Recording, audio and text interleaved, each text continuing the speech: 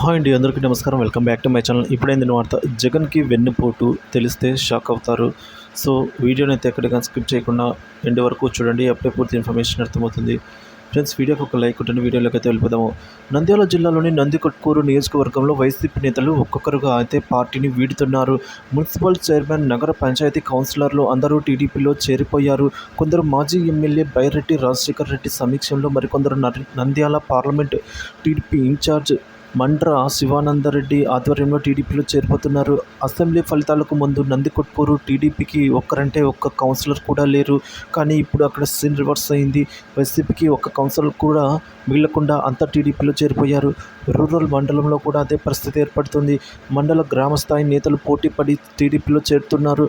నందికొట్కూరు టీడీపీలో రెండు వర్గాలు ఉండడంతో మరి ఎవరి సమక్షంలో చేరాలో అర్థం కాక కేవలం నేతలను కలిసి వస్తున్నారు.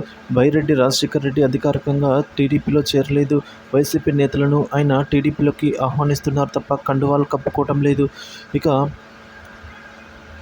మండ్ర శివానందరెడ్డి నందికొట్కూరు ఎమ్మెల్యే జయసూర్య కండువాలు కప్పుతూ అధికారికంగా పార్టీలోకి అయితే చేర్చుకుంటున్నారు. పార్టీలో ఎప్పటి నుంచో ఆధిపత్య పోరు కనిపిస్తూ ఉంటే వైసీపీ నుంచి నేతలు వచ్చి పడటంతో టీడీపీలో పరిస్థితి కాస్త గందరగోళంగానే ఉంది.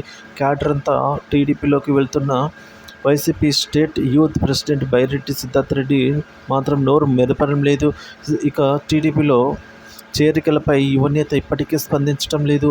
బైరెడ్డి సిద్ధార్థ రెడ్డి వ్యవహారంపై అయితే పార్టీ శ్రేణిలో గుసగుసలు వినిపిస్తూ ఉన్నాయి. నందికొట్కూరు నియోజకవర్గంలో టీడీపీ క్యాడర్ మాత్రం మాండ్ర శివానందరెడ్డి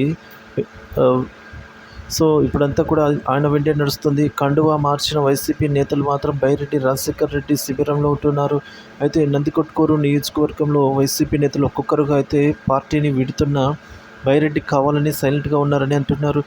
జగన్పై బైరెడ్డి సిద్ధార్థ రెడ్డి అలిగారని కొంతమంది అంటున్నారు. అధికారంలో ఉన్నప్పుడు తన డిమాండ్స్ జగన్ నెరవేర్చకపోవడంతో బైరెడ్డి ఇలా సైలెంట్గా ఉన్నారని చెప్పుకొస్తూ ఉన్నారు.